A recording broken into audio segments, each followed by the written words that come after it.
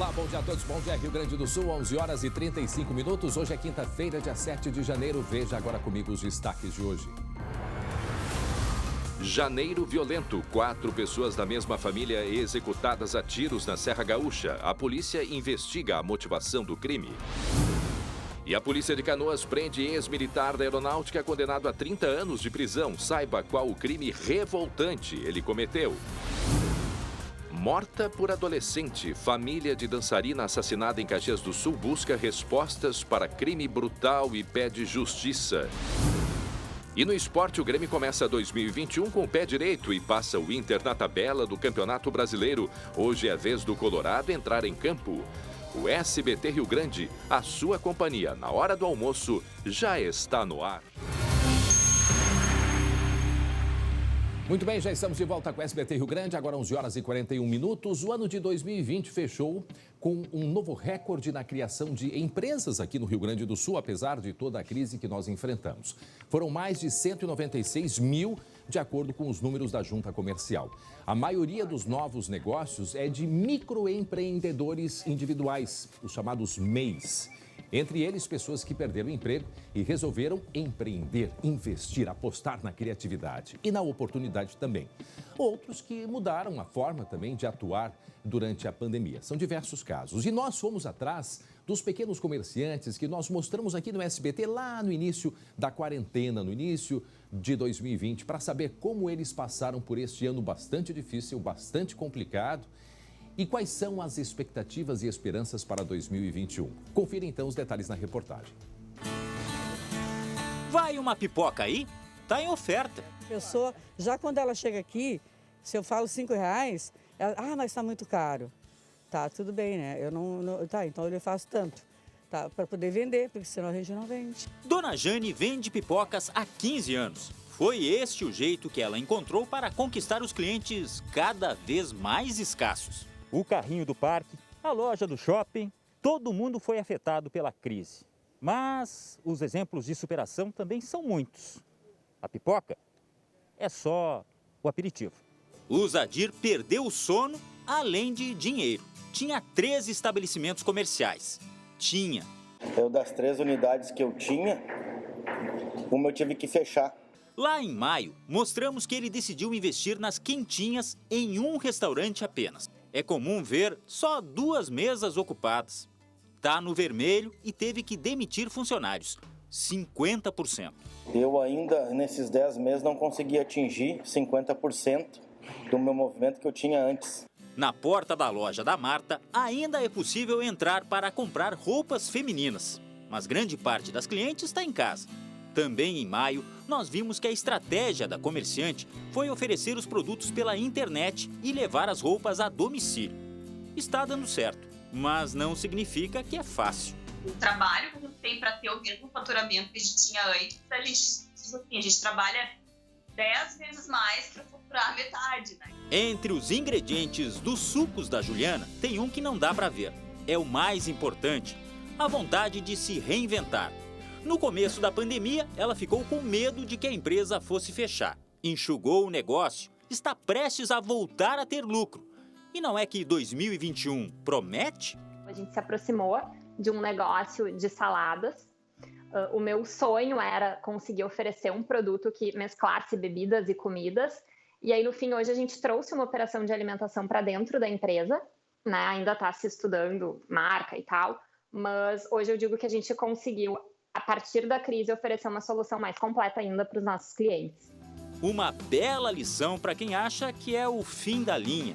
Se isso não bastar, a dona Jane, aquela da pipoca, deixa o recado. Não está fácil, mas eu não vou desistir. Não, vou continuar. Muito bem, reportagem do Glauco Paza mostrando aí a criatividade e o momento de oportunidade das pessoas. O Glauco está na escuta, Glauco? Hein, Glauco? Claro, bom dia, sempre. Glauco. Bom dia, André. Não, e a gente acompanhar, não é, esses casos, os cases, né, como a gente costuma falar, isso é importante porque também estimula as pessoas que estão acompanhando a usarem a criatividade e principalmente o suor, a batalha, o dia a dia, nesse momento que é o momento de usar a criatividade, o chamado se reinventar, não é mesmo, Glauco? Sem dúvida. 2 coisas em comum nos casos que estão dando certo. Primeiro é a resiliência, ou seja, trocando em miúdos, é a capacidade de improvisar, de buscar desafios, de não se acomodar. E a segunda coisa é internet.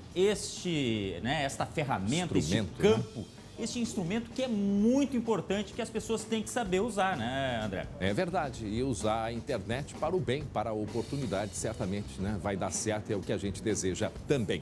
Agora, faltando 15 para o meio-dia, vamos convidar o pessoal a participar com a gente agora, hein, Glauco?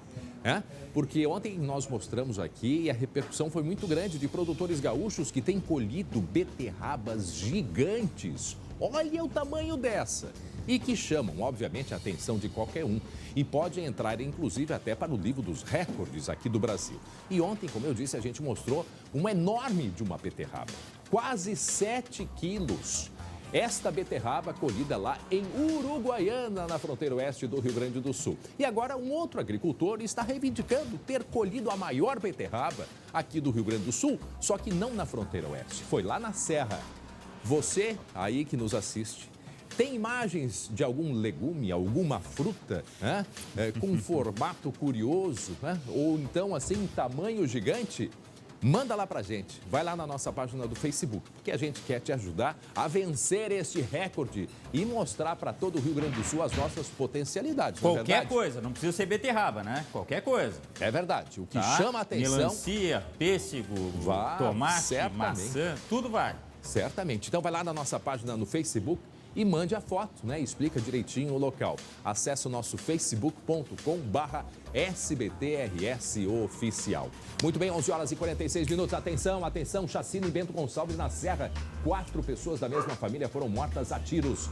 O Glauco Paza tem as informações, não é de hoje, Glauco, não é de hoje. Há bastante tempo, pelo menos aí vários meses, desde o ano passado, nós estamos falando desde o início do ano passado sobre a violência que vem se repetindo na Serra Gaúcha. O que houve desta vez, o que houve, como houve, por que aconteceu essa chacina aí, hein, Glauco? É o que a polícia tenta descobrir, ou pelo menos encontrar detalhes que expliquem melhor essa história. 4 pessoas do sexo masculino, 4 homens, foram encontrados mortos, assassinados com tiros dentro de uma casa. Todos parentes. Sérgio Batista, de 50 anos, irmão de Jair de Quadros Batista, de 48 anos. E junto também 2 jovens de 19 anos, Leandro Batista Alves e o Everton da Silva Batista, que seria filho de um destes homens mais velhos. Conforme informações preliminares da polícia, os atiradores chegaram num carro, chegaram encapuçados e dispararam várias vezes contra esses 4 homens que estavam repetindo dentro da mesma casa. A polícia quer explicações agora sobre o fato, busca através da investigação. O que se sabe é que eles teriam chegado em Bento Gonçalves há cerca de 10 dias. E segundo a investigação preliminar, a chacina foi um acerto de contas entre organizações criminais rivais. Um dos homens, estaria portando uma tornozeleira eletrônica, ou seja, já tem antecedentes policiais, só que seria um apenas entre esses 4. É aí a investigação que vai apontar, né, André, se realmente tem ligação com o tráfico de drogas, se há alguma outra relação, enfim. O fato é que a brutalidade deste assassinato chamou muita atenção. Uma chacina, 4 pessoas com armas possivelmente de grosso calibre que chegaram atirando e saíram num carro escuro que a polícia ainda não conseguiu localizar. Para quem está nos acompanhando a partir de agora, 11 horas e 49 minutos, estamos falando de um crime que aconteceu ontem na Serra, lá em Bento Gonçalves, a nossa querida Serra Gaúcha, Glauco. Quanto tempo que a gente vem falando desse aumento da violência, a própria polícia reconhece, inclusive já teve um reforço de policiais na região da Serra, Caxias do Sul, Farroupilha, Bento Gonçalves, justamente por conta desta violência associada ao tráfico de drogas na região. Sem falar dos embates envolvendo a criminalidade, muitas vezes a criminalidade com a própria polícia. Lembramos de um caso que aconteceu recentemente, de um grupo que se dirigia para Caxias, para a região da Serra, Caxias ou Farroupilha, e aí entrou em confronto com a Brigada Militar, houve a morte aí de alguns criminosos nesse confronto. Este foi um de outros casos semelhantes que aconteceram justamente por causa desta crescente onda da violência associada ao tráfico de drogas lá na Serra. André, eu lembro que eu conversei com um delegado, na época que eu fui fazer um caso lá de assassinato também, e ele me disse que com a estrutura policial que ele tinha na Serra, não dava para fazer muita coisa. Ou seja, ele estava reclamando da falta de estrutura. Por outro lado, tem a questão do tráfico de drogas muito intenso pelo poder aquisitivo. Por ser um mercado atrativo, logicamente, tem muito tráfico de drogas na região, coordenado por organizações que são muito bem estruturadas. Então, aí tem que ser dada uma atenção especial, logicamente, para a Serra Gaúcha. Tem, inclusive, o vice-governador do estado, o delegado Ranolfo Vieira Júnior, numa das entrevistas para a gente, comentou que era a preocupação do governo, era a preocupação da pasta, da Secretaria da Segurança, o aumento, né? E com diversas ações, inclusive, para diminuir essa violência. Para quem está chegando com a gente, faltando 10 para o meio-dia, estamos mostrando aí a violência na Serra, um caso que chama a atenção, uma chacina lá em Bento Gonçalves, 4 pessoas da mesma família, segundo nos conta o Glauco. Glauco, resume para a gente o que aconteceu ontem, portanto, dentro foi de um bairro, uma vila, dentro desta casa lá em Bento Gonçalves. Seria o bairro municipal lá em Bento Gonçalves, 4 pessoas, 4 homens dentro da mesma casa, assassinados, e todos eles eram parentes. Repetindo, Sérgio Batista, de 50 anos, ele estaria foragido do sistema prisional com tornozeleira eletrônica, o irmão Jair de Quadro Batista, de 48 anos, e os jovens Leandro Batista Alves e Everton da Silva Batista, de 19 anos. Um é filho de um desses homens mais velhos, que a gente não sabe ainda quem é exatamente, e um desses jovens é primo do outro, de 19 anos, ou seja, 2 jovens da mesma idade, de 19 anos. Os atiradores chegaram portando capuz, ou seja, tentaram se disfarçar ao máximo, chegaram atirando com armas de grosso calibre e depois saíram num carro escuro que a polícia ainda tenta identificar. E muitas vezes as pessoas não compreendem, mas o porquê desta violência, como assim o tráfico de drogas? Há ramificações, sabemos disso, né? Há grandes grupos e grupos rivais ligados ao tráfico de drogas e, consequentemente, a outros tipos de crimes também, e que se dividem, se espalham pelo estado e vão em regiões produtivas, onde também dinheiro circula, como é o caso da região da Serra Gaúcha. Ao mesmo tempo que a criminalidade está aí praticando crimes, a polícia está atrás, está acompanhando, e nós também vamos acompanhar o desfecho desses casos aí lá na região da Serra Gaúcha. 11h52, e atenção, a Polícia Civil de Canoas prendeu agora de manhã um ex-militar da Aeronáutica que estava foragido há quase 2 anos. O colega Lucas Abate está na delegacia de polícia nesse momento lá de Canoas e nos traz os detalhes desta prisão. Qual foi o crime que ele cometeu, hein? Lucas Abate, bom dia. Bom dia, André. Bom dia a todos. Esse homem chegou agora pela manhã aqui na Central de Polícia de Canoas, foi preso depois de um trabalho que até o delegado Pablo Rocha vai explicar daqui a pouco, mas um trabalho muito difícil porque foi um homem que se escondeu por quase 2 anos dos investigadores. Esse homem, André, ex-militar da Aeronáutica, foi condenado já a quase 30 anos de prisão por abusar de 2 meninas. Uma delas que era a enteada do filho e a outra que era a neta dele. Esse caso que foi descoberto lá em 2013, mas os abusos já aconteciam no período anterior. Em 2013 ele passou a responder por isso e depois em 2018 teve a sentença definitiva confirmada pelo Tribunal de Justiça e teve a prisão decretada. Mas desde então, André, deu muito trabalho para a polícia, se escondeu muito bem, mas tudo isso acabou hoje pela manhã. Delegado Pablo Rocha, como é que foi o trabalho para conseguir localizar esse homem que se escondeu muito bem durante esses 2 anos? Bom dia. Bom dia ao Glauco, né? Bom dia ao André, aos amigos do SBT que nos acompanham nesse momento. Realmente, é um caso ímpar em termos de complexidade, porque uma pessoa de uma classe mais alta, mais abastada, tem acesso a bons advogados, teve o apoio de parte da família que o ajudou a se esconder por um período que nós consideramos bastante longo, porque nós aqui da TPCA, assim que recebemos essas sentenças condenatórias, procuramos cumprir, normalmente conseguimos em 1, 2, 3 dias, no máximo 1 semana. Esse sujeito ele conseguiu ficar mais de 1 ano e meio, quase 2 anos, na condição de foragido, isto é, escapando do cumprimento de uma sentença condenatória. Nós chegamos a diligenciar em 4 endereços diferentes e ontem nos reunimos aqui no setor de investigação, traçamos uma estratégia para o cumprimento de mais uma diligência. Era uma área rural na cidade de Triunfo, 4 possíveis casos, casa 1, 2, 3 e 4. Traçamos uma estratégia, pedimos reforço e já agradecemos ao pessoal da Draco aqui.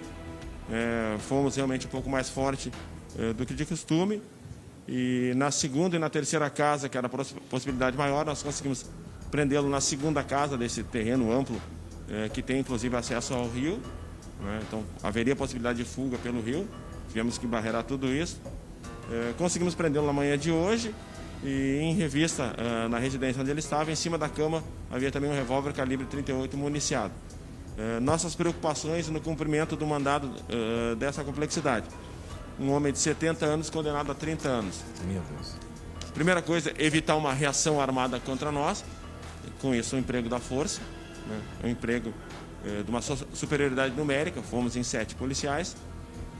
E também há a possibilidade de que um sujeito de 70 anos, com 30 anos de prisão, atente contra a própria vida.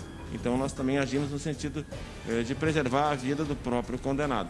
Conseguimos lograr isso na prisão. O trouxemos para cá hoje. Ele está sendo autuado em flagrante pela posse ilegal de arma de fogo de uso permitido e também está sendo dado cumprimento ao mandado de prisão da 3ª Vara Criminal aqui de Canoas. Delegado, é curioso que nesse período de 2 anos que ele ficou fugindo de vocês, a esposa dele faleceu e ele conseguiu ir, inclusive, no velório. Pois é. Nós tínhamos também a possibilidade de prendê-lo no velório da esposa, mas agimos com cautela, acompanhamos. Desde então, abrimos uma nova fase investigativa e a partir, né, da ponta do novelo que se puxa do velório da esposa deles, nós conseguimos prendê-lo. E também isso nos dá um vetor investigativo e também de possibilidade, né, porque realmente se instaura um novo processo mental no sujeito que está condenado, né, que pode vir num ato extremo, né, que ele atente contra a própria vida. Então, assim, ó, é uma ocorrência, como eu digo, não é uma ocorrência que consagra ninguém de prender, né, mas é uma ocorrência que pode acabar com uma carreira através de um tiroteio e de algo descontrolado. Foi tudo feito dentro da técnica. Os nossos elogios ao pessoal da MSI, os nossos elogios ao pessoal da Draco, que nos apoiou. É feito o levantamento do local, é feito o levantamento aéreo, é tudo detalhado para que não seja disparado nenhum tiro, para que nenhuma vida se perca no cumprimento desse mandado. Um mandado com sucesso é um mandado que a pessoa chega aqui presa e inteira, com a sua integridade física respeitada, que foi o caso. André Glauco, o delegado Pablo está ouvindo delegado, vocês. Boa tarde. Bom dia ainda, delegado. Obrigado e parabéns aí pelo trabalho da polícia. Duas questões rapidamente. A primeira é quando que morreu a esposa dele? Desde quando que a polícia estava mais no encalço dele? Bom, a gente está no encalço dele há mais de ano, certo? 4 meses que nós temos diligências e reuniões aqui, porque realmente é frustrante para nós não dar cumprimento a uma sentença condenatória. Para eu ter uma sentença condenatória, eu tive uma investigação, a gente teve um inquérito, a gente teve um esforço para conseguir apontar a responsabilidade por estupro de vulnerável de 2 crianças, né? Uma que seria uma que estaria na posição de filha, mas na verdade enteada, e outra que estaria na posição de neta, na verdade, ele é o avodraço dessas pessoas. Poderia estar cometendo e poderia continuar estar cometendo crimes, não é mesmo, delegado? E também é essa urgência de se prender uma pessoa com esse perfil. Agora, o que assusta muito e chama a atenção é saber que ele teve o apoio da família para se esconder. Obrigatoriamente parte da família. Quando acontece um crime dessa natureza e dessa gravidade, né, a família obrigatoriamente racha, né? Porque ele precisa cooptar a confiança de alguém que acredite na sua versão, e infelizmente isso acontece, né? E nós da polícia acreditamos na versão das vítimas e vamos até o fim para conseguir responsabilizá-lo. Conseguimos responsabilizá-lo, conseguimos que ele fosse denunciado, conseguimos que ele fosse condenado, conseguimos que um tribunal confirmasse essa decisão. Mas a decisão é algo que, por enquanto, está apenas no papel. Precisa ser traduzido para o mundo fático. Ele precisa ser preso, ser trazido para a prisão, que é o que a gente conseguiu hoje. Infelizmente, quase 2 anos depois, mas felizmente com sucesso. Delegado, está me ouvindo aqui? É o Glauco. Eu queria lhe perguntar o seguinte, 70 anos, bom, é grupo de risco, né? Aliás, grupo de risco para a pandemia e grupo de risco para a sociedade. Então, ele está acumulando função aí. Mas me diga uma coisa, em relação ao perfil deste criminoso, com 70 anos, mostra que não há idade, não tem idade limite, né, para praticar esse tipo de crime. Ele tem um histórico, assim, de ter armazenado coisas também, ou ele praticava somente em casa? Como é que era isso? Bom, esses crimes, né, normalmente são praticados por pessoas de uma idade um pouco mais avançada. Ele escolhe as suas vítimas pelo seu perfil até de vulnerabilidade. Por isso que o nome do crime é estupro de vulnerável. Não são pessoas que têm pouco poder de reação e têm pouco poder de persuasão de outros adultos para que possam defendê-la. Né? Por quê? Porque o agressor é alguém que deveria estar na posição de estar defendendo. Então, se cria um paradoxo quase do absurdo. Né? O autor do crime é justamente aquela pessoa que deveria estar impedindo qualquer ação contra ela. Protegendo, né? O avódrasto. O que é o avô? Né? O avô é o pai com carinho. Né? Na verdade, o avódrasto é quem estava praticando o crime.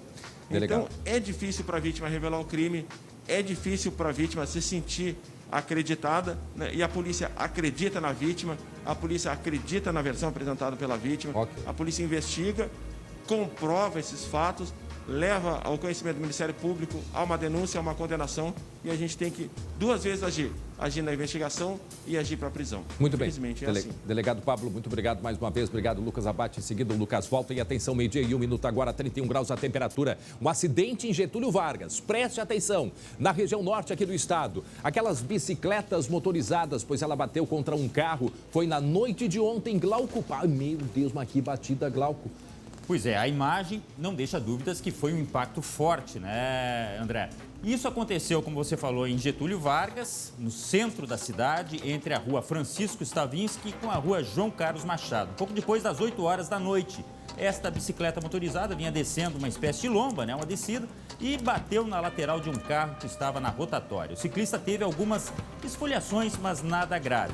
Os bombeiros chegaram cerca de 5 minutos depois, já fizeram um atendimento ali.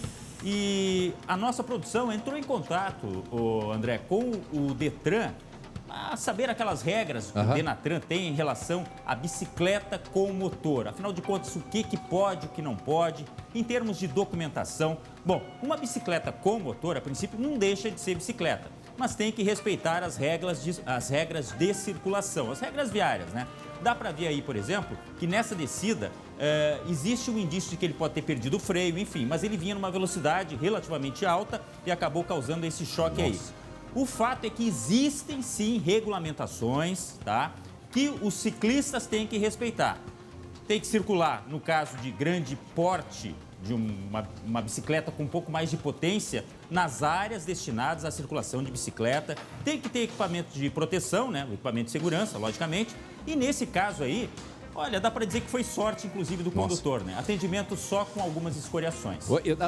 O que chama a atenção, em seguida a gente vai conversar com o nosso colega Guilherme Roquete, especialista, né, no setor automobilístico também, mas a gente observa que ali na descida ele vem em alta velocidade, não sabemos se ele perdeu o freio ou não, mas tem uma pessoa, me parece que até um pouco mais de idade, querendo atravessar ali a ciclovia. A faixa ali, né? Ali a faixa, e fica aguardando porque vê que tem vindo a pessoa em alta velocidade. Olha ali, ó. Ele vai atravessar e para, e não há menção nenhuma, pelo menos olhando na imagem, de tentativa de freio. Então a gente não sabe se ele perdeu o freio, né? Pois é. Agora, a faixa de segurança, ela não adianta, né? Em todas as situações, como a gente, de fato, precisa ter cuidado redobrado. Deixa eu perguntar para o Guilherme Roquete. Guilherme, essas bicicletas aí motorizadas, pelo que tu observasse ali da imagem, será que ele perdeu o freio neste caso? Como é que funciona o freio desse tipo de equipamento, hein? Pois é, André, o que acontece é que assim, a bicicleta motorizada, ela continua sendo uma bicicleta desde que não exceda, por exemplo, 50 centímetros cúbicos, que daí ela se torna uma mobilete, e aí precisa então de uma categoria específica de carteira de habilitação, que daqui a pouco eu vou explicar. Mas o restante dos equipamentos é semelhante ao de uma bicicleta comum, é o freio de uma bicicleta comum, talvez com algum dimensionamento um pouco diferenciado. A gente sabe que algumas bicicletas de corrida, inclusive, têm freio a disco. Isso melhora muito a frenagem, principalmente porque elas excedem aí 50, 60 km por hora. Mas o fato, André, é o seguinte, é que tem uma brecha na legislação que não enquadra nem as bicicletas motorizadas, nem as bicicletas e motos elétricas, que são veículos que circulam por aí e não tem placa. E a mobilete, que é essa categoria que precisa ter a habilitação AAC ou A, A A pode ser para qualquer tipo de moto, mas tem uma menor, que é a AAC. Quando eu fiz a minha carteira de habilitação para moto, a categoria A, lá em Canoas, o meu instrutor da autoescola tinha uma dessas motos pequenas lá e eu perguntei para ele, mas por que existe essa moto aqui? E aí ele me disse, essa aí é para AAC, só que eu tô aqui há não sei quantos anos, essa moto chegou aqui e até agora ninguém fez essa habilitação. Guilherme, esse tipo de bicicleta motorizada, eu não sei se exige o uso do capacete, eu até tento identificar se ele estava usando. É difícil na imagem ver isso, né? Eu não tenho certeza de que ele estava usando, não. A gente não consegue identificar. Mas, André, por segurança, eu acho que até a própria legislação exige que sim, né? Exatamente. Exatamente. O Guilherme, eu acho que tem mais informações sobre isso, mas só para ressaltar aqui o seguinte, Guilherme. O Detran disse que foi infração deste ciclista aí, que ele não teria respeitado as normas. Inclusive porque, para andar nessa velocidade, ele teria que estar andando numa via destinada a bicicletas, enfim. Que eu acho que não é o caso aí de Getúlio Vargas, o Guilherme. Mesmo que se ele perder o freio, o que acontece... Talvez. Diga, André. Não, a gente não sabe se ele perdeu o freio ou se foi desatenção mesmo, acreditou que não aparece também se tem sinal ali, mas daqui a pouco aproveitou o espaço, não sei, mas a impressão que dá é que ele perdeu o freio, a sensação que a gente tem. Complete aí, Guilherme. Não, eu ia dizer só que às vezes as cidades não estão adaptadas, né, para ter ciclofaixa, mas é preciso que a gente tenha um cuidado, principalmente por quem usa esse tipo de veículo. Verdade. Obrigado, Guilherme Roquete, 12:06. Agora, atenção, olha só, a saga da colheita de vegetais gigantes deu o que falar ontem, hein? Puxa vida, Glauco, uma repercussão enorme, né? Tal qual o tamanho das legumes e verduras que nós mostramos. Ficamos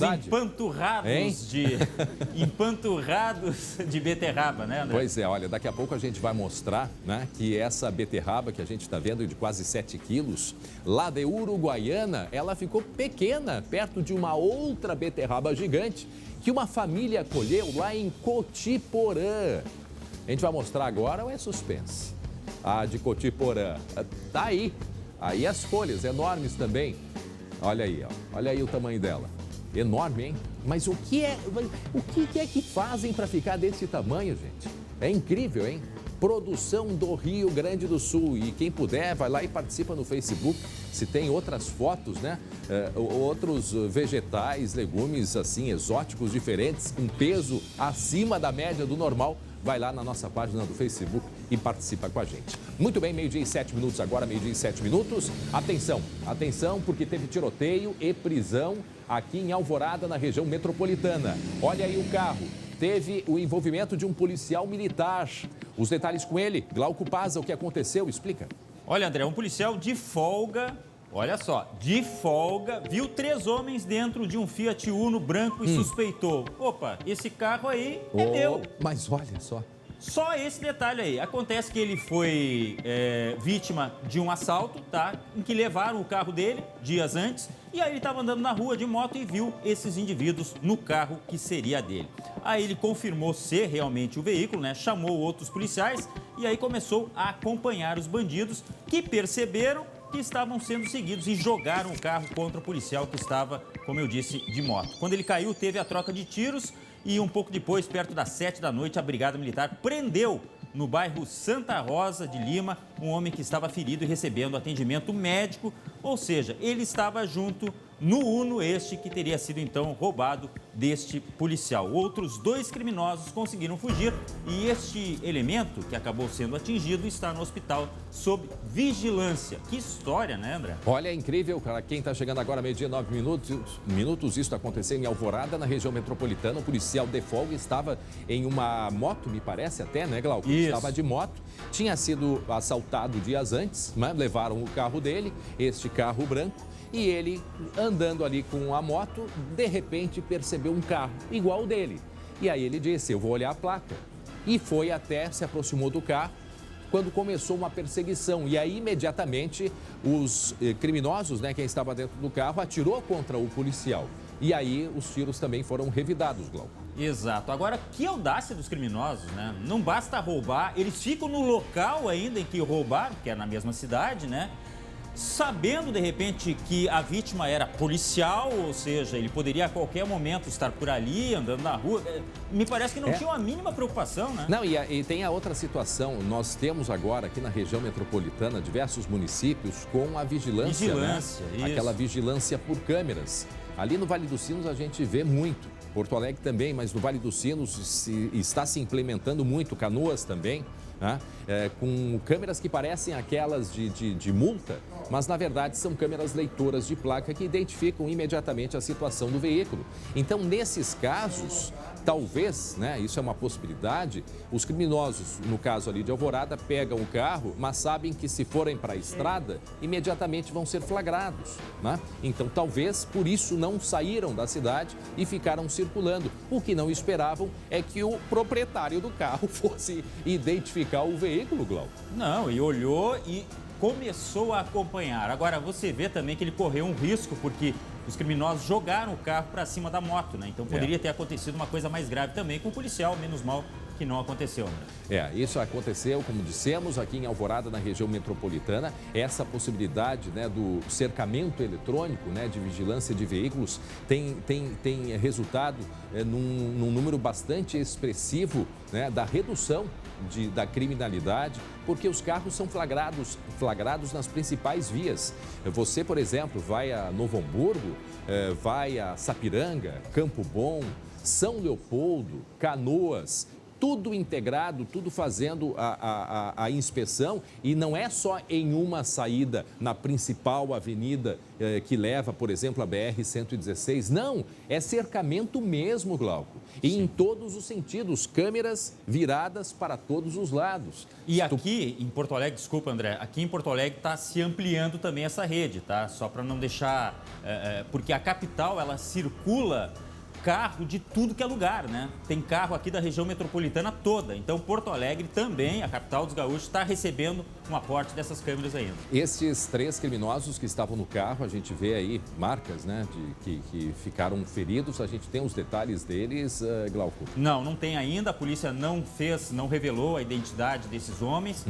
Até porque 2 fugiram, né? A polícia está ainda... 2 fugiram. Exatamente. E um ficou ferido. E esse ficou ferido, está sendo acompanhado porque ele foi atendido no hospital e, claro, fica ali sob a vigilância da Brigada Militar. Muito bem, 12:02 agora, e atenção. Atenção, porque um crime brutal que está intrigando familiares e também a polícia. A Juliane Martins foi morta aos 32 anos no centro de Caxias do Sul. Qual o motivo? É o que todos querem saber. Por isso, a gente vai conversar agora ao vivo com o colega Lucas Abate para explicar como anda esta investigação, hein, Lucas? Olha, André, o motivo segue sendo um verdadeiro mistério para os investigadores. Essa morte que aconteceu no dia 29 de dezembro, no centro de Caxias do Sul. Essa mulher, que é uma dançarina, estava caminhando pelo centro final da tarde, quando foi atacada pelas costas, levou 4 tiros.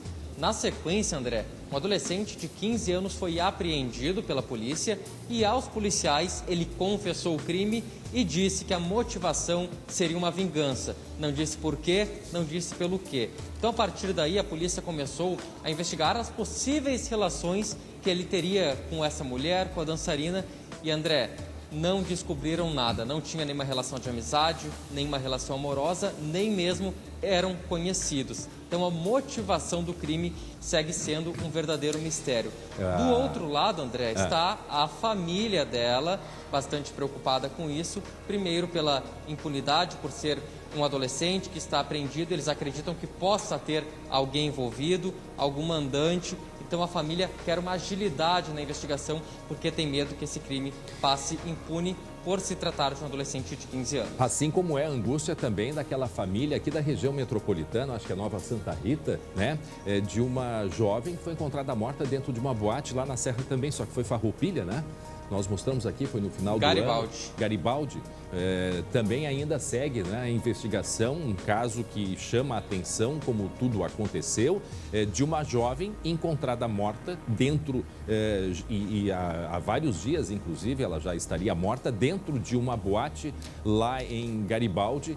E também a polícia segue com essa investigação, o que angustia mais uma família que teve aí uma perda, né? A gente mostrando este caso que aconteceu aí em Caxias do Sul. Para quem está chegando agora, meio-dia e 14 minutos, o Lucas Abate está nos contando aqui sobre este crime brutal, ainda sem respostas. Rapidamente, resume para a gente, Lucas. André, uma dançarina foi morta no dia 29 de dezembro, estava caminhando no centro de Caxias do Sul, quando foi atacada pelas costas por um adolescente. Um adolescente de 15 anos foi apreendido pela polícia com um revólver, confessou que havia matado a Giuliani e disse que a motivação seria uma vingança. Só que a polícia descobriu que ele não tinha qualquer tipo de relação, não era sequer conhecido dessa dançarina e ainda quer entender de fato qual a motivação do crime. O que dificulta ainda mais a investigação, André? Esse adolescente não é de Caxias do Sul, é de uma cidade da região metropolitana, não tinha sequer carteira de identidade, não tinha sequer RG, então foi bem difícil para a investigação descobrir de fato até quem era esse adolescente, como ele foi parar em Caxias do Sul e quais eram as relações dele na cidade. Então esse é um fator que está atrapalhando bastante essa investigação. Não, e tu vê, não ter registro, não ter coisa estranha registro, isso, né, André? chama muita atenção. A gente vê nas imagens, Lucas, algumas crianças que aparecem. Quem são essas crianças? André, as imagens do local do crime, no local do crime, até isso foi algo apurado pela polícia, que havia algumas crianças, adolescentes que vendem bala na sinaleira. Isso até foi apurado para ver se havia, se esse menino, esse rapaz, era vendedor de bala na sinaleira. Essas crianças que aparecem com ela são as filhas. A Giuliani tinha duas filhas de 10 e 13 anos de idade. Segundo a família, trabalhava muito para conseguir sustentar essas duas meninas, que agora também ficam sem a mãe e estão sendo cuidadas pelo pai e também pela irmã da Giuliani. E vejam só a dificuldade da polícia para investigar, e certamente a polícia deve ter outras informações e segue na busca, né, de respostas. Agora, a angústia dessa família de um adolescente que apareceu, né, dizendo que teria sido ele. A justificativa não convenceu e nem explica para a polícia. Quer dizer, o que pode haver por trás, que tipo de relação? Foi vingança? Foi uma pessoa morta errada? Não seria ela o alvo, né, do adolescente ou não? Porque parece que esse adolescente sabe de mais coisas também, não é, Lucas e Glauco? Lucas, André, sabe o que eu estou pensando também aqui? Olha, de um lado 15 anos, de outro 70 anos, como a gente viu há pouco, daquele senhor que foi preso, acusado de abuso sexual. Não tem idade, né? Que coisa terrível os nossos dias. E no meio disso tudo, pré-adolescentes, digamos assim, 12, 13 anos, imagina, 15 ficam anos. sem a mãe, sabendo que sem agora identidade. Assimilam tudo. Elas estão vivendo esse momento e sabendo tudo o que aconteceu. Não, o caso desse menino aí de 15 anos não ter identidade, não ter CPF, não ter... Quer dizer, como assim? Como que se explica isso? Certamente vai ter que ser explicado, a polícia vai descobrir, mas é algo que chama atenção, não é, Lucas? Não é comum, pelo menos não me parece comum isso acontecer. André, e outro detalhe sobre as idades, a filha da Giuliani tem 13 anos de idade, esse adolescente tem 15 anos, uma pouca diferença de idade. Uma criança, um adolescente, pré-adolescente criada no núcleo familiar, e o outro que seria de uma cidade aqui da região metropolitana. A polícia não está divulgando qual a cidade, até para não expor, por se tratar de um adolescente, mas que vivia em Caxias do Sul sem qualquer tipo de vínculo, sem qualquer tipo de relação na cidade. E essa hipótese, André, essa versão de uma vingança não convence ainda totalmente a polícia e muito menos a família. A gente conversou com a família que acredita, né, imagina que possa ter algo por trás disso, e até daqui a pouco a gente vai mostrar a reportagem completa com a fala do pai, da irmã e também de uma amiga da dançarina. A gente vê nas imagens, isso parece que é a região bem central de Caxias. Que horas que aconteceu esse crime? Ela estava caminhando, indo ao trabalho? O que se sabe a respeito do local do crime? A gente vê uma agência dos Correios ali, pela movimentação, é na região mais central ali de Caxias, né? André, centro de Caxias do Sul, na Serra Gaúcha, o horário era um pouco antes do final da tarde. Esse adolescente se aproximou dela com um revólver, uma distância pequena, e disparou 4 vezes contra ela. Imagina uma situação dessas, o centro da cidade lotado, 4 tiros disparados contra uma pessoa, deu correria e até foi algo que foi dito pela polícia que isso poderia ter deixado outras pessoas feridas. Mas daqui a pouco a gente vai mostrar a reportagem completa. Tá certo, até daqui a pouco então, obrigado. Agora meio-dia 19 minutos, 31 graus a temperatura nesse momento. Dia de muito calor e muita umidade aqui em Porto Alegre. E a partir de agora, vamos mudar de assunto, porque nós vamos falar de esporte.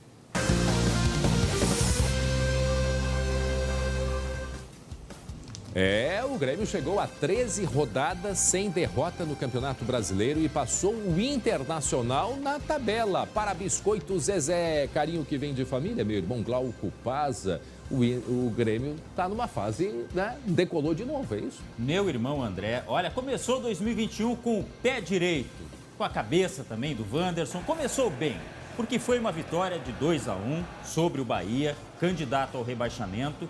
Teve muita reclamação, a gente já vai falar sobre isso. Olha o Wanderson, garoto de 19 anos, abriu o placar com este gol. Gol consciente, viu? Gol de gente grande, um belo gol, por sinal. O Wanderson, que até chegou a chorar, rezou depois do jogo. Afinal de contas, é um garoto, né? 19 anos, fazendo o primeiro gol dele com a camisa da equipe principal. O Bahia chegou a descontar com o Anderson Martins, né? Chegou a empatar, perdão. Mas aí veio o gol da vitória. Diego Souza, você vai ver aí que o Douglas tentou defender. A bola deu aquela chapuletada, aquele efeito. Chapuletada. O efeito maroto e acabou entrando. 2-1, vitória do Tricolor. E o que poderia estragar essa vitória? A reclamação. Bom, estragar pelo menos do ponto de vista dos baianos, né? Porque o Bahia reclamou muito de um gol que foi anulado, o gol do Gilberto, aquele mesmo jogador que passou pelo Internacional, fez até aqui, ó, no seu Twitter, colocou ali a medição, as linhas do campo para mostrar que o Gilberto não estava impedido. Poderia ser o gol aí e quem sabe daria um empate para o Bahia. Enfim, há muita reclamação dos baianos em relação a este lance, o gol que o VAR anulou, o gol do Bahia contra o Grêmio. Agora, do lado tricolor, algo poderia estragar? Bom, olha, vamos ver o gol aí. Olha, foi um golaço, foi uma pintura. Atenção. Olha só. Vai pela esquerda. Virou, bateu no cantinho, um golaço do Gilberto. Só que aí a medição do VAR disse que ele estava impedido na hora que ele recebeu a bola. Só que a medição do Bahia, pelo seu Twitter, diz ao contrário. O fato é o seguinte... Resultado é esse, 2-1 para o Grêmio. O Grêmio passou o Inter, está no G4 do Campeonato Brasileiro, até que o Inter jogue hoje à noite, pelo menos. E o que poderia estragar essa vitória do Grêmio? Porque o Renato estava bravo, rapaz. O Renato, depois do jogo, estava pistola. Mas não era exatamente com o jogo. É com esse diz-que-me diz-que que o PP vai embora. PP estaria indo para Portugal, ora pois. Jogar no Porto, receber muitos euros, certo? E aí o Renato botou a boca no mundo, veja aí. As pessoas acham que os negócios sempre têm que sair da noite para o dia. Esses empresários têm se aproveitado muito dos clubes ultimamente. Essa que é a realidade. Então esperou até agora, até então ninguém conhecia o PP até 2 anos atrás. Agora o PP virou, né, o máximo. E é bom para o clube, é bom para o jogador. Agora, muita calma nessas horas. Porque fulano já ligou para ele, porque esse clube está interessado, outro clube está interessado. Acabei de falar que o apressado come cru. A gente tem interesse que o PP fique, pelo menos até o final do Brasileiro e a Copa do Brasil. E esse interesse, Glauco, tem a ver com várias questões. Primeiro, para ter o jogador, né, nessa fase importante já, a final que está se encaminhando, né? Agora, tem a ver com a janela, é isso? Com a janela de negociações? A janela abrindo, os clubes querem se antecipar, logicamente, ter o quanto antes o jogador para fazer a preparação na Europa. Isso é uma coisa definitiva. E o jogador teria interesse em receber a parte dele também. No caso do PP, a gente reforça aqui, seriam cerca de 3 milhões de euros, o que é uma quantia que dá para comprar algumas coisinhas. Então, é claro que daí surge o interesse de um lado e a negativa do outro, e vamos ver o que acontece nas próximas horas, tá bom? E agora, só uma coisa, eu tenho ouvido muito essa discussão, tipo, se vende agora, consegue um preço maior, se deixar mais para diante para o final do campeonato, vai que o Grêmio conquiste aí o campeonato, mas venderia por um valor mais baixo. Existe mesmo essa diferenciação aí? Isso é muito discutível, André, muito discutível, porque se o clube quer mesmo o jogador, às vezes ele até espera o jogador, compra para receber depois. Só que no caso do Porto, o interesse dele qual é? É fazer frente aos adversários que estão ali, inclusive o Benfica, por exemplo, que tem o Everton. Então não vai esperar para amanhã, depois da manhã. Ele quer ter agora o produto que ele comprou. Lembrando que Portugal é um mercado que não é considerado top, então os clubes querem o quanto antes aquilo que eles... Sim, top sim. Tá bom, ora, meu amigo André Rar. Ora, pois vamos falar do Internacional. Vamos falar do Internacional, porque o Inter entra em campo hoje à noite, joga contra o Ceará lá em Fortaleza, lá no Castelão, tá? O jogo fora de casa, e o time do Inter tem um desfalque bem considerável, que é o Thiago Galhardo, tá? Está suspenso, o artilheiro do time na temporada. O Yuri Alberto deve ser titular, que na verdade ele já vem fazendo gols aí, mesmo não sendo titular absoluto. Então dá uma certa tranquilidade. Agora tem um garoto que deve ganhar a oportunidade, Caio Vidal. Conhece o Caio? Não. Então veja nos aí. apresente. Veja aí o que ele vai falar sobre oportunidade, um garoto que veio da base do Internacional. Tenho que agradecer o grupo e o professor Abel pela oportunidade. Eu acho que eu estou vivendo os melhores momentos da minha vida, né? Com a camisa colorada. Na base estava me destacando também muito bem. Aí eu acredito que o Abel viu e chegou minha oportunidade, né? Eu acho que eu agarrei com unhas e dentes. E eu não quero sair daqui. Daqui para frente, quero me manter titular com essa camisa colorada e honrar muito essa camisa. Muito bem, sucesso. Caio. Para terminar, olha só, ontem teve Libertadores, Santos jogou contra o Boca na Argentina, teve um bafafá, uma reclamação, o Santos reclamou um pênalti que o juiz sequer foi no VAR. Não deu, 0-0, decisão fica para o Brasil. Lembrando que o Palmeiras já está com um pé quase na decisão, também joga semana que vem contra o River para confirmar a vaga, André. O que o juiz respondeu para o pessoal quando estava reclamando? VAR. A gente volta amanhã para falar de esportes, tá bom? Combinado? Tchau. Meio-dia e 26 minutos, gente. Olha só, daqui a pouco nós temos uma entrevista sobre as novidades a respeito da vacina. Preste atenção no que eu vou dizer, preste atenção. Nós vamos ter uma entrevista sobre a vacina contra a Covid aqui no Rio Grande do Sul. As dúvidas, como estão os preparativos, nós temos seringas suficientes, quem vai ser vacinado primeiro, todas essas questões em seguida a gente vai trazer. Hoje, inclusive, um importante comunicado que nós tivemos do governador Eduardo Leite, mas daqui a pouco nós vamos atualizar. Que notícia importante que nós estamos trazendo sobre a vacinação aqui no Rio Grande do Sul. Meio-dia, 27 minutos agora, e atenção porque a gente volta a falar de um crime brutal. E ainda sem respostas para a família e também para a polícia. A Juliane Martins foi assassinada aos 32 anos, no centro de Caxias do Sul. Quase na porta de casa. Na reportagem, os detalhes. Esse tiro que ele deu na nossa filha ali não foi só nela. Ele acertou toda a nossa família. O desabafo é de seu Deomar, pai de Juliane Martins, assassinada aos 32 anos no centro de Caxias do Sul. Desde o dia 29 de dezembro, as imagens da dançarina alegre e que vivia intensamente ficam agora registradas apenas nos vídeos e na memória dos familiares. Uma pessoa muito alegre, muito falante, fazia amizade muito fácil. Ela tinha uma vida muito ativa. Fica aquela imagem de que alguma coisa vai aparecer.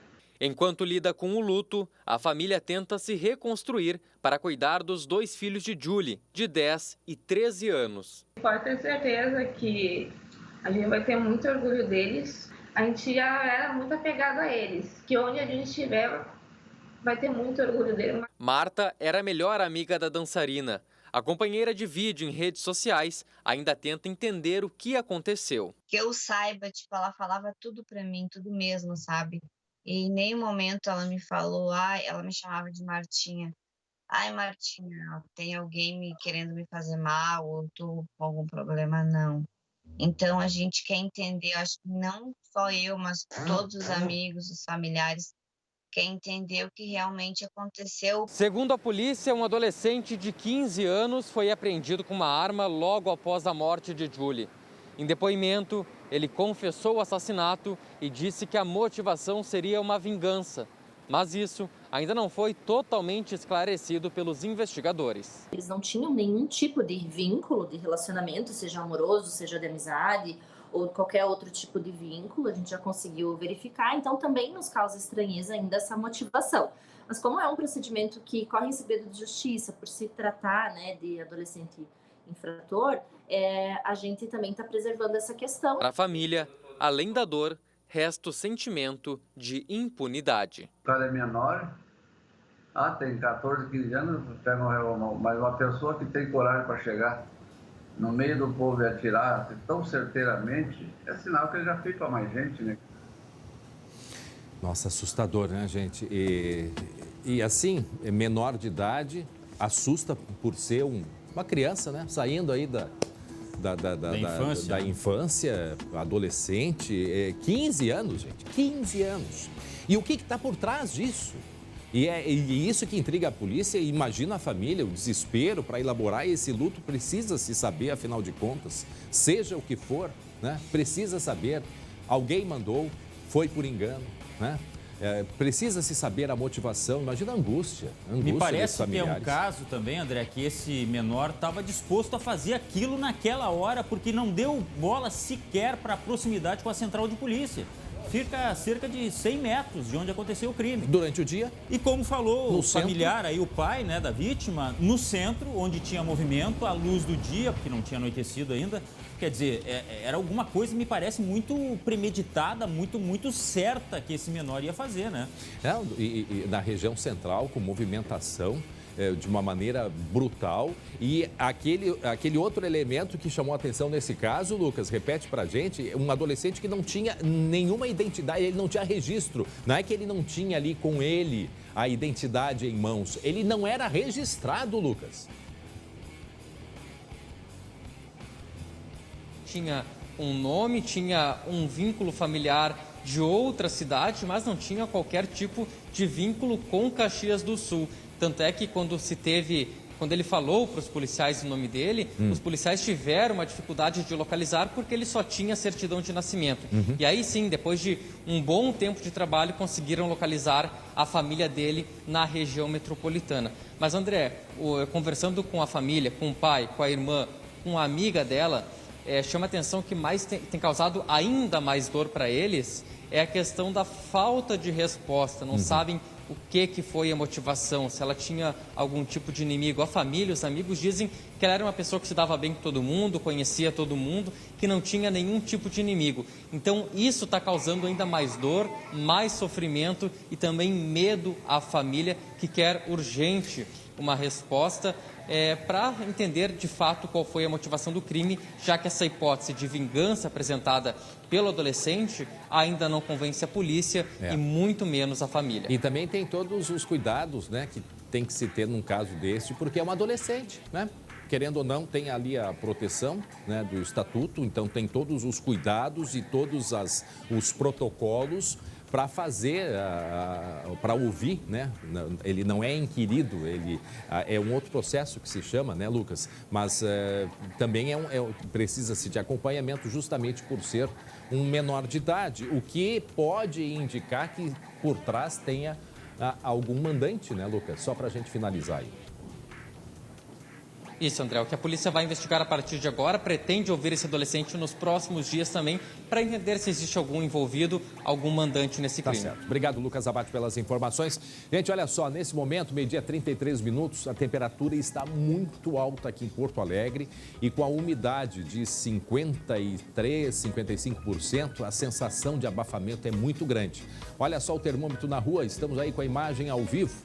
Quanto que está marcando 32 graus. Se esse horário está 32, pode esperar uns 35 graus, Glauco Paz, aqui em Porto Alegre, né? Então, muita hidratação, muita proteção solar e nós temos aí mais uns dias de muito calor, conforme a Estael Cias já tinha nos adiantado, o que exige que todos tenhamos bastante cuidado. Lembrando que essas altas temperaturas, a chance de temporais localizados, elas sempre são muito grandes. A gente, nesse momento, vê algumas nuvens escuras aqui em Porto Alegre. O céu não está limpo, não. Ontem nós tivemos chuva em Porto Alegre, né? Eu acompanhei. No Vale dos Sinos não choveu, mas em alguns pontos, uma chuva muito localizada, bem característica deste período. Como disse a Estael, vão ser dias quentes daqui para frente. Então, pelo menos até sexta-feira, muito calor aqui no Rio Grande do Sul. Meio-dia, 34 minutos e atenção, a Polícia Federal prende 2 homens por tráfico de animais silvestres quais aves que eles estavam transportando. Olha só o tamanhinho dos bichinhos. É um pecado isso aí, né, André? Olha essa crime. imagem aí, né? Pois é, a ação foi desencadeada através de uma denúncia anônima na tarde de ontem. As equipes da Polícia Federal e da Receita Federal montaram uma barreira na BR-471. 2 veículos foram abordados. Um com placas de Florianópolis fazia a função de batedor e outro com placas de Belo Horizonte carregava 2 filhotes de arara canindé sem autorização de órgãos ambientais. 2 homens foram presos. Como podemos ver aí, né, André? As araras estão sob cuidados agora. Logicamente, são muito frágeis ali, estão recebendo cuidados especiais. Esfomeados e vão ser encaminhados para o IBAMA. Aconteceu em Santa Vitória do Palmar, na região sul do estado. Santa Vitória do Palmar, que tu pega ali o Parque Ecológico ali do Taim, a Reserva Ecológica do Taim. Aliás, um lugar espetacular, incrível, belíssimo, uma reserva que nós temos aqui no Rio Grande do Sul. Agora, fica olhando esse dali, ó. Glauco, presta atenção, ó. Recebe comidinha e o outro só olhando e dando picada na mão ali do técnico ali. Tá na hora do almoço. Vem cá, vai ter pra mim ou não vai ter? Aí agora ele vai botar de novo, olha ali, ó. O outro tenta pegar a ponta da seringa, enquanto que o menorzinho tá tomando, o outro já tá até com cor, né? Ali na cabeça. Ele vai em cima e começa a morder, a picar o dedo. Ali, ó. Tá só no dedo, mas vai me alcançar ou não vai? Daqui a pouco ele vai na seringa de novo. E vão permanecer com esses cuidados aí, viu? Até que o órgão responsável, no caso o IBAMA, que está fazendo esse atendimento aí, veja que eles têm condições de serem devolvidos à natureza.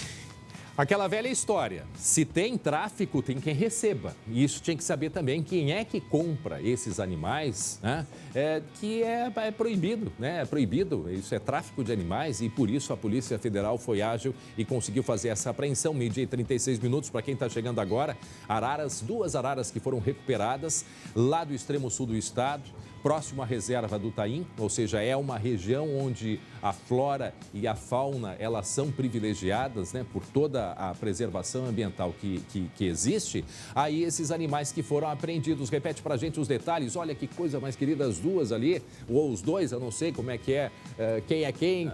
Bom, isso eu também não sei. A gente só tem que são araras, né? Não tem a certidão de nascimento.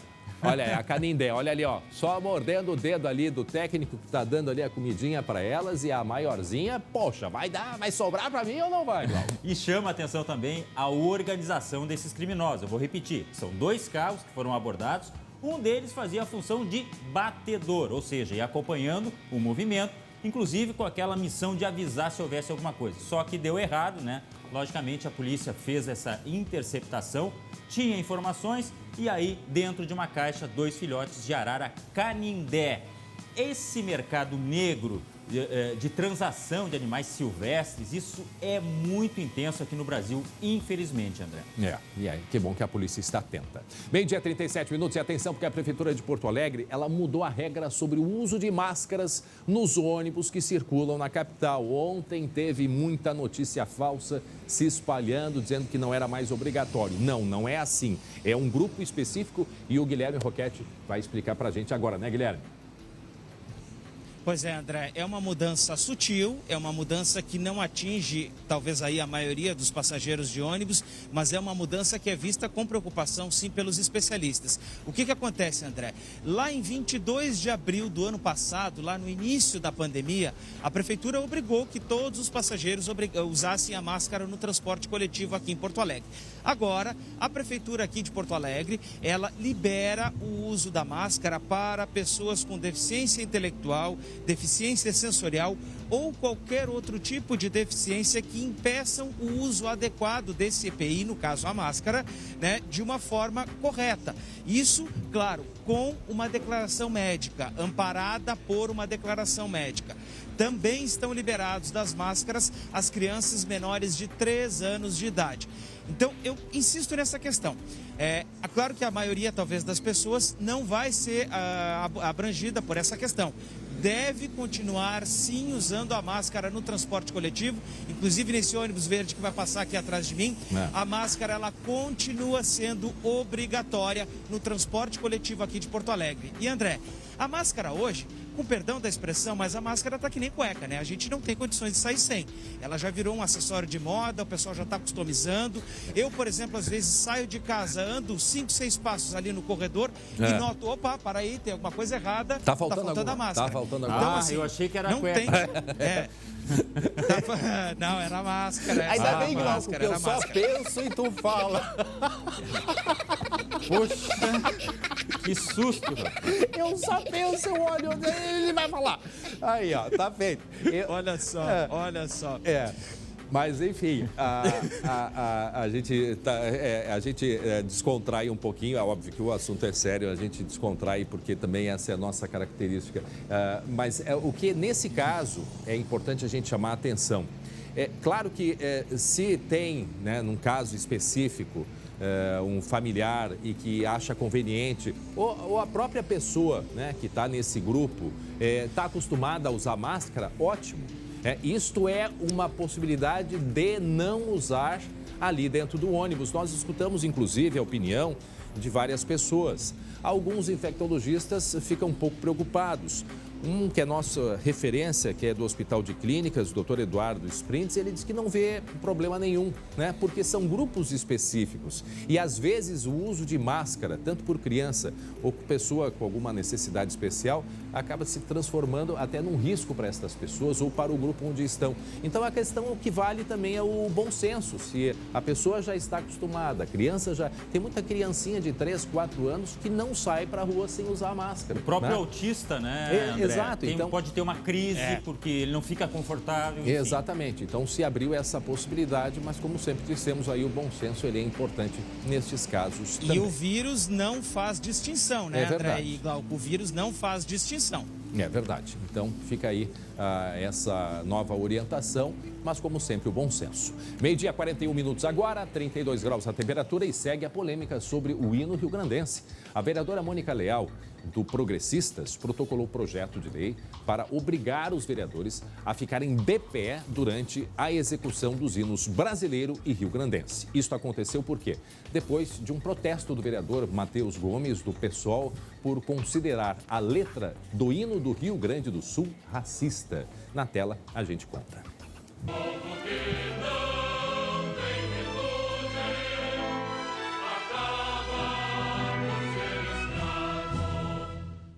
A proposta tem apenas um artigo. Ela inclui no regimento da Câmara que os parlamentares devem estar em pé e em posição de respeito durante a execução do hino do Rio Grande do Sul e do hino nacional. A vereadora afirma que elaborou o projeto depois do caso que envolveu o vereador Matheus Gomes e a vereadora comandante Nádia. Mônica ressalta que a medida deixa claro algo que não estava no regimento interno da Câmara. Então, eu entrei com um projeto de resolução, artigo 1º, que fica acrescentado no artigo 216, que portar-se de pé e em posição de respeito durante a execução do hino nacional e do hino do Estado do Rio Grande do Sul é necessário. Justamente porque são os nossos símbolos maiores. O vereador Matheus Gomes afirma que tomou a atitude por considerar a letra racista. Ele acredita que é preciso discutir até mesmo as questões dos símbolos do Estado. Não há como falar em escravidão naquele período sem se referir à situação de quem era escravizado, o povo negro. Por isso que nós consideramos essa estrofe racista. Ela esconde elementos que são parte da história do Rio Grande do Sul. O caso despertou uma polêmica para a letra do hino do Rio Grande do Sul. Ela diz: povo que não tem virtude acaba por ser escravo. Então quem é escravo? É porque não tem virtude? E quem são esses escravos? O jornalista e historiador Juremir Machado da Silva não tem dúvidas de que se trata do povo negro. E, por consequência, a letra seria racista. Nunca vamos saber qual era a intenção do compositor, mas logicamente, ela ofende os negros, porque ela diz que se eles eram escravos, era por falta de virtudes. Mas e quem escraviza tem virtude? Juremir acredita que a questão é simples de resolver. Basta mudar uma letra no verso do hino. Em vez de ser povo que não tem virtude acaba por ser escravo, a gente podia botar povo que não tem virtudes acaba por ter escravos. Aí. Agora, o que diz o MTG. O Movimento Tradicionalista Gaúcho divulgou uma nota sobre esta polêmica. E o que é que o MTG diz, Glauco? Olha, André, o MTG diz que considera que a letra do hino faz referência à submissão da então província de São Pedro ao Império e que isso nada tem a ver com discriminação.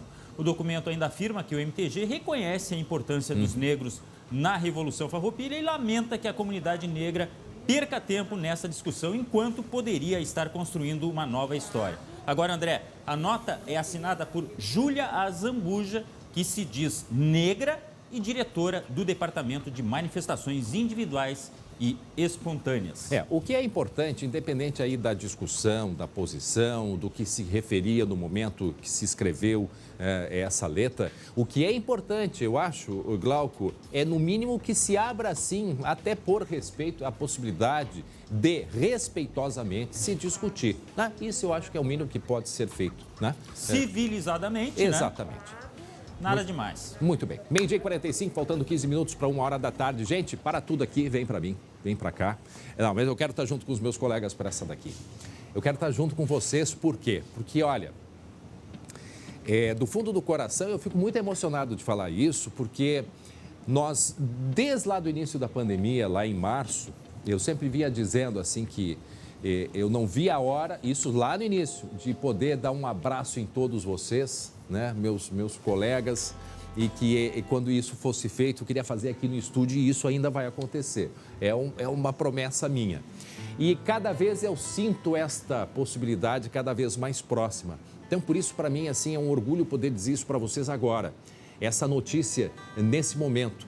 Porque o governador Eduardo Leite divulgou hoje um vídeo, né, na manhã dessa quinta-feira, explicando os preparativos do Rio Grande do Sul para a imunização de Covid e como está o estoque de seringas, a logística e tudo mais. O Rio Grande do Sul já tem 4,5 milhões de seringas em estoque, né, para quando, logicamente, começar a imunização.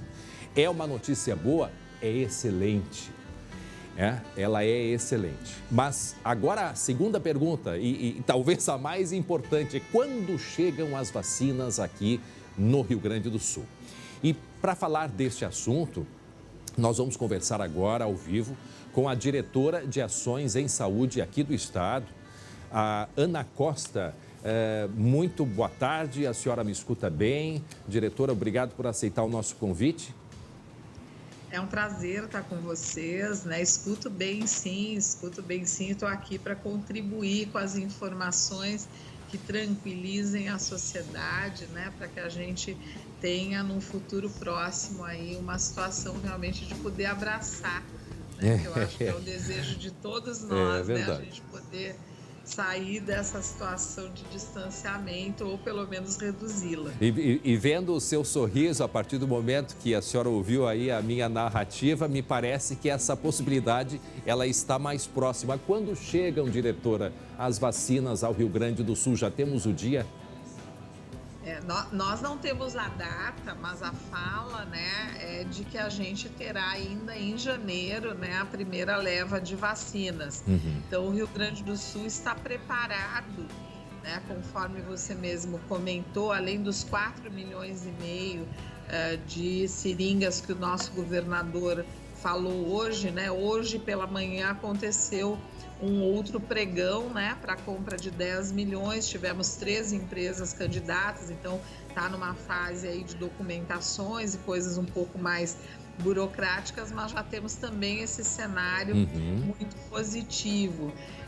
Temos também, que eu acho que é importante, que este é o preparo, né, importante, a questão do transporte, logística. Temos tido, inclusive, eu acho que esse talvez seja um legado do Covid, se é possível dizer isso, a sociedade apoiando muito, né? Manifestação das universidades ofertando os ultrafreezers, de empresas. E diretora? Transporte, logística. Quais vacinas chegariam ao Rio Grande do Sul, pelo que a senhora diz, pelo que a gente acompanhou a fala ontem do próprio ministro Pazuello, até o final do mês de janeiro já chegam essas vacinas aos estados, que vai ser distribuído de maneira uniforme. E aí eu pergunto, em quanto tempo já começa a vacinação, tá? Quando chegar, a partir do momento, chega hoje, quando começa a vacinação, quais são os grupos? Quais são os grupos e quais as vacinas que vêm? Vem a de Oxford, vem a da Pfizer, que precisa estar a menos 70 graus. O que se sabe até agora? Então, o que a gente tem de probabilidade, né, de ir para esta semana pelo ministro, que é o contato da Fiocruz com o Ministério da Saúde, portanto, a vacina de Oxford como uma probabilidade importante, né? Mas nós temos 4 vacinas aí que estão na fase 3, né? Que é a Pfizer, a Coronavac, a AstraZeneca e acho que eu esqueci de uma, mas já vou me lembrar, que são as vacinas que estão em fase 3, né? De testes. Nenhuma ainda tem a certificação da Anvisa absolutamente terminada, que vocês também já sabem disso, mas a gente teve uma expectativa mais imediata, ou pelo menos em janeiro, de Oxford. Independente de chegar, eu acho que isso é que nós temos que ter tranquilidade. O Rio Grande do Sul está organizado para a distribuição imediata da vacina que vier. Então, a gente está com planos, né, diferenciados, se necessário, para a vacina que vier. Nós não estamos numa posição de querer essa ou aquela que tiver segurança, que evidentemente a Anvisa que nos dará, essa será distribuída de imediato. Então, o tempo de vacina é o tempo da gente conseguir fazer a distribuição pelos municípios e iniciar a vacina. Eu acho que é importante as pessoas saberem que nós temos nas nossas 2.800 unidades básicas de saúde salas de vacina já organizadas, né? Então, o Rio Grande do Sul tem um potencial de vacinação da rede pública muito importante, né?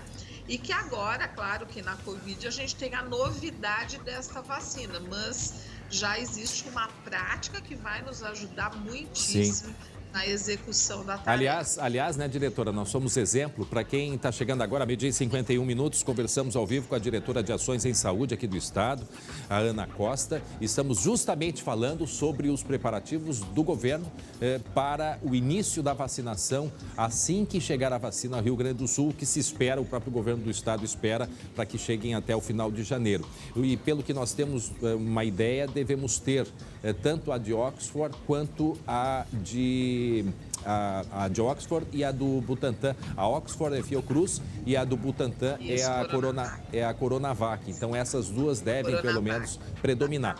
Agora, a estratégia de aplicação dessas doses, diretora, ela vai seguir o que nós tivemos, por exemplo, agora este ano, o ano que passou, para vacinação contra a gripe normal. Nós tivemos um calendário modificado, começando com idosos, foram as crianças também, gestantes. Como é que vai ser agora a aplicação da vacina contra a Covid?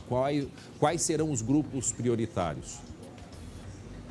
Então, claro que a gente depende, né, do número de vacinas que vier, mas prioritariamente os profissionais de saúde, por 2 motivos, né? Eles ficam mais expostos e a gente precisa dessa força de trabalho também saudável.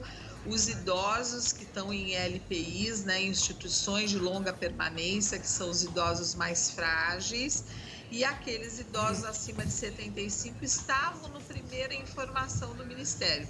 Por que eu digo primeira informação? Porque o número de doses, maior ou menor, poderá alterar essa idade da vacinação do idoso. O ideal era que a gente vacinasse todos os idosos neste primeiro. É possível que haja este recorte, né, de idade até que venham vindo as doses, porque há uma previsão de mais doses em fevereiro, enfim. O olhar é para as pessoas de maior risco. E o Rio Grande do Sul também tem se mobilizado muito no sentido de que a gente dê conta, por exemplo, dos professores, né?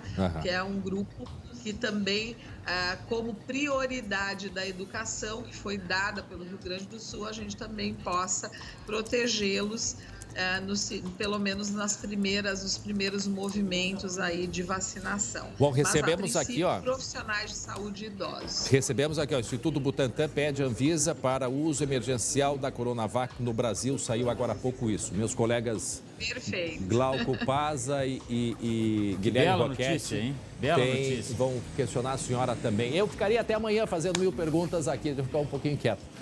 Não, só queria saber da diretora se nós temos a possibilidade de usar também a da Pfizer, porque ela necessita de uma estrutura diferenciada no que diz respeito ao armazenamento, né? Temos sim. A gente tem essa possibilidade, visto que as doses virão, né, fracionadas, né, em tamanho de dose. A gente tem uma experiência de grande quantitativo e o material em que a vacina permite alguns dias, né, de sua manutenção. Além disso, como eu já comentei aqui no início, nós temos a oferta de ultra freezers de algumas universidades espalhadas aí por todas as regiões do estado do Rio Grande do Sul, as quais nós já estamos solicitando aí os certificados de manutenção desses espaços, que também poderiam ser utilizados, mas talvez nem seja necessário com a estrutura que temos e com o tempo que a vacina também tem no material que a própria Pfizer acondiciona, né, para proteção. Então, não há a mínima chance da gente não vacinar, por exemplo, se a Pfizer for a nossa vacina destinada ao Rio Grande do Sul. A gente já tem a Fevale e outras universidades colocaram já à disposição esses super freezers, né, para poder armazenar. Ultra freezer, acima de abaixo, na verdade, de 80 70, graus. 80 graus. Guilherme Roquette, meu colega, tem uma pergunta para a senhora. Pois é, diretora, prazer em conversar com a senhora. Eu queria saber com relação aos cuidados. A partir do momento, então, que se começar a vacinação, se começar a imunização das pessoas, é possível haver algum tipo de flexibilização ou não? Porque eu, por exemplo, estou na rua, estou com a máscara aqui e não pretendo deixar de usar a máscara tão cedo. É possível alguma flexibilização ou não? Temos que manter os cuidados? A tua pergunta é importantíssima, né? Em primeiro lugar, porque a vacina, ela não tem 100% de proteção, nenhuma vacina tem, né? Ela tem uma proteção importante, significativa, e nós não sabemos qual será, né, a vacina que virá. Depois, em geral, exceto a da Janssen, se não me engano, que é uma dose só, a gente tem uma segunda dose. Então, tem uma proteção inicial, uma segunda dose que também varia o tempo de acordo com a marca da vacina. A gente depois tem alguns dias para que o organismo desenvolva a proteção. Então, é importante que as pessoas mantenham os cuidados de distanciamento, uso de máscara, até que a gente consiga ter grande universo de pessoas imunizadas. E isso aconteceu, né, diretora? Foi em algum país da Europa, ou foi nos Estados Unidos, agora não sei, uma pessoa se vacinou e logo em seguida teve a Covid. E aí algumas pessoas questionaram, mas sim, porque ele tomou a dose, aí relaxou e antes da segunda dose ele contraiu a doença. Então, por isso que as pessoas precisam saber que o cuidado vai ser necessário. E aí eu pergunto, a senhora tem alguma projeção, o governo tem uma projeção, quando é que eu, André, vou poder abraçar todos os meus amigos ao vivo aqui no SBT, diretora? Eu queria, André, que fosse amanhã, mas... Eu também.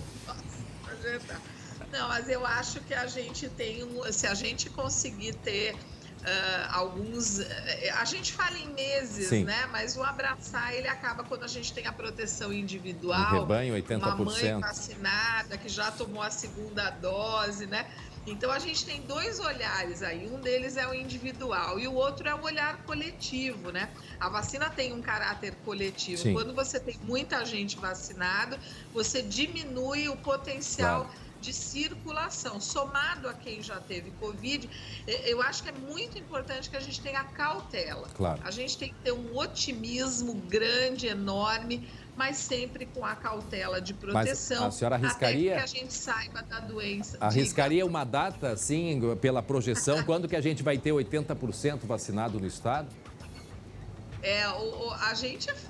O Ministério da Saúde, as produções de vacina, porque depende muito da produção de vacina, né? Bom tivesse, eu tenho certeza que tanto o Ministério da Saúde como os estados investiriam fortemente se a gente tivesse a disponibilidade do insumo. Mas há uma logística também de vacinação. Não é rápido vacinar, por exemplo, 11 milhões de pessoas. Claro. Mas a gente tem uma capacidade boa de responder se tivermos vacina disponível. É bem arriscado dizer esse prazo, mas a gente está muito otimista. Então, tá bem. Eu quero agradecer muito a senhora, diretora de Ações em Saúde aqui do Governo do Estado, Ana Costa. Muito obrigado mais uma vez. Em outras oportunidades, nós vamos conversar até descobrir essa data aí, tá bom? Um abraço. Quando eu descobrir, eu prometo que eu conto para vocês. Obrigada, André, Glauco, Guilherme e os ouvintes. Um abraço à senhora, agradecemos. Muito obrigado. Tá aí a esperança, né, Glauco, que a gente tem, de fato, porque é isso. É mais uma campanha que a gente começa. Se vacinou, ainda tem que manter os protocolos até que pelo menos 80% da população tenha se vacinado e nós tenhamos, então, a chamada proteção de rebanho. Ah, mas qual é que é a data? Eu entendo muito bem a diretora se ela arriscaria uma data. É que depende das vacinas chegarem, né? Então, paciência, André, paciência. E assim é o mundo inteiro, né, Glauco? É o mundo inteiro. Israel agora já está, boa parte da população, Israel é uma população menor que a do Rio Grande do Sul, mas já boa parte da população nas próximas semanas já deve estar vacinada. Mas é o mundo inteiro, é o planeta inteiro. Então, assim, é difícil a gente ter esse número, mas se Deus quiser, o quanto antes for possível, teremos aí 80% da população vacinada e a gente vai entrar numa nova história aí nas nossas vidas. 1h em ponto agora. Eu quero que vocês prestem atenção num recado, quem está com dificuldade financeira, um recado dos nossos amigos da Solução Financeira. Olha aí. Para tudo, pessoal, olha o recado muito importante da Solução Financeira. Você está sofrendo com essa pandemia? Perdeu o emprego ou o seu salário baixou, mas o banco não entende isso? Estão querendo receber a parcela do carro, você não tem o dinheiro para pagar, estão cobrando, dizendo que vão pegar o carro de volta? A Solução Financeira entende perfeitamente o teu problema e nós podemos te ajudar. Já pensou essa mesma dívida 70% mais baixa? Isso mesmo. E o melhor, com o carro na garagem. Só a Solução Financeira que pode fazer isso. Então, manda mensagem no 51 98324 5480. Pega o carnê e manda a foto daquela parcela que já está em atraso. A Solução Financeira vai dar análise de graça para os 30 primeiros que mandarem mensagem. Já pensou economizar tudo isso e ainda ficar com o carro na garagem? A Solução Financeira garante o desconto em contrato e já são milhares de casos resolvidos. Você também precisa fazer parte desse time. A hora da economia é agora e tem nome, é Solução Financeira. Entre em contato agora mesmo. Somos a maior e melhor assessoria de negociação bancária do Brasil. Muito bem, um abraço aos amigos da Solução Financeira. 1h, 1 minuto. Atenção, o espaço da interatividade. A gente pediu, né, e recebeu as participações sobre legumes bastante diferentes. Olha só esse aí. Essa beterraba, gente, isso é uma beterraba, tá? Não é uma pedra, não. Isso aí é uma beterraba, ela tá deitadinha ali porque é enorme, quase 7 quilos. Isto veio lá de Uruguaiana, produção gaúcha, uma mega produção. É a legítima super safra, né, Glauco? Nossa senhora, é uma big safra, tá? É tamanho GG, essa beterraba aí. Agora tem o seguinte, né? Tem uma beterraba maior que essa de Uruguaiana. Eu não acreditei quando vi, André. Você acredita que tem uma beterraba maior ainda do que quase 7 quilos? Olha, essas alturas eu até acredito. Cotiporã na Serra, hein? 12 quilos de beterraba. É possível isso? Poxa vida. Será que o Guilherme lá em Jaguarão já viu alguma coisa parecida com isso aí, hein? Pois é, Glauco, esse beterrabão... Puxa vida, me escapuliu, desculpa. Essa beterraba grande, tá? Essa eu não vi ainda lá em Jaguarão, não. Eu até andei aqui, ó, pelo Parque Maurício Sirotsky Sobrinho, aqui, é o Parque da Harmonia. Procurei para ver se tinha alguma plantação, mas não encontrei nada hoje por aqui. Só pasto, só grama mesmo. Mas tem outras coisas aí, tem outras frutas, aliás, e outros legumes aí também, né? Acho que até tem um tomate aí, meio estranho esse tomate aí que apareceu, né, o André? Tem um tomate. Daqui a pouco? Então daqui a pouco. É daqui a pouco? Ah, é suspense. Agora eu quero saber. Quando? Agora? Não, é daqui a pouco. Ah, é muita salada. Não, creio. Esse saiu com um defeito aí, ó. Olha aí, ó. Olha ali. Capão bonito, é isso? Olha só. Capão Bonito, André VAR. Onde é que fica Capão Bonito? Capão Bonito do Sul, hein? Poxa vida. Isso é lá no norte, né? Tá norte, meio estranho esse noroeste. tomate aí, hein, Glauco? Esse é um Pinóquio? Não é lá da tua fazenda esse aí, Glauco? Não, e ele tá tá meio até estranho com... esse tomate aí, hein? E tá até com uma coroa, né? Tá até com uma coroa. É o tomate com o narizinho. Tomate ali. rei. Hein? É uma espécie, tomate rei. Tem mais uma, vamos ver o que chegou aí pra gente. Nossa, abóboras gigantes em São João do Polesine. Ah, isso é da minha região lá, da quarta colônia italiana, São João do Polesine. Olha, parla italiano, hein? Que baita doce, hein, André? Já pensou? Que chimia, diria lá no interior. Que chimia dá isso aí. E aí, Guilherme, tem explicação uma coisa beterraba... Pois é, eu acho que tem sim. Tem essa beterraba grande lá de Cotiporã, que tem 12 quilos, que é maior que a beterraba lá de Uruguaiana, já que a beterraba de Uruguaiana tem 6,8 kg. Mas tem explicação sim. A gente tem um engenheiro agrônomo aí para justamente nos explicar por que esses vegetais aí saem superdotados. Vamos ver. As plantas, elas são produzidas na melhor condição possível e de forma isolada. Ou seja, é como se tu plantasse 10 pés de alface na tua casa e aí eles competem se tu plantasse só um e deixasse todo aquele espaço só para o teu um pé de alface. O que ele vai fazer? Ele vai estar mais vigoroso, ele vai estar maior. Então isso se deve principalmente à menor competição por recursos. E também a questão do melhoramento genético. O melhoramento genético hoje, ele melhorou tanto em tantas culturas que permite nós termos aí plantas maiores. Mas esses casos mais isolados normalmente é em situações onde tem uma menor competição entre plantas. André, eu vou plantar um contra-cheque separado de todo o resto e ele vai ficar grandão. Ah, já pensou, que espetáculo, hein? Agora, isso é incrível, né? Essas obras da natureza aí que surpreendem, né? E pelo que a gente sabe, é uma plantação normal, não tem nada de... A terra também, nada além do normal, até porque não é só colocando adubo que vai conseguir que se chegue, né, a esse tamanho. Olha só, Capão Bonito do Sul. Até vou olhando aqui enquanto isso. Também Capão Bonito do Sul é da Lagoa Vermelha? Capão Bonito? Capão Bonito do Sul, pertinho de Lagoa Vermelha, norte do estado. Aí tem a de Uruguaiana, na região oeste do estado. Tem na região central ali que a gente mostrou, né? Que a gente mostrou lá da tua região, em Polesine. São João do Polesine. Quer dizer assim, a metade norte e oeste do estado aí privilegiada. Cadê o pessoal do sul? Cadê o pessoal do leste? Tem que mandar pra gente aí as curiosidades aí da horta pra gente mostrar. Isso tudo surgiu, né, Glauco e Guilherme? Isso tudo surgiu, Glauco e Guilherme, depois que nós mostramos a beterraba que foi produzida, que foi colhida lá em Uruguaiana. Essa não é de... Essa ainda não, essa aí já é maior. Essa é a maior. Essa é de Essa é de Cotiporã. Cotiporã, mas tem a primeira que deu origem a toda essa aí, ó, de quase 7 quilos lá de Uruguaiana, Guilherme. Tudo isso foi depois que tu mostrou tudo isso depois que mostrou a beterraba grandona lá de Uruguaiana. Mas lá no sul, lá na volta de Pelotas, ali em Canguçu e tudo, Morro Redondo é uma região que tem muita fruticultura. Tem muita cultura de pêssego, muita cultura do morango. Ali Turuçu, que é a capital nacional do morango. Olha, daqui a pouco vai aparecer alguma coisa de lá. Pimenta. Turuçu é da pimenta, não é da pimenta? Isso, exatamente. Morango é feliz. É os dois. Ah, é? Turuçu tem morango e tem pimenta. Eu já fui na festa do morango lá em Turuçu. Olha, eu achava que era só a cidade de Feliz. Para terminar, a gente conversou com a família dessa esse super produto que surgiu lá em Uruguaiana. Mega beterraba. Eles, olha, sofreram para comer, viu? Teve assado, teve frito, teve cozido, teve... Tá congelado até hoje. Exatamente. Tem para 2021, ainda início de 2022. Muito bem, gente. A gente vai chegando ao fim, agradecendo a participação de todos com a gente.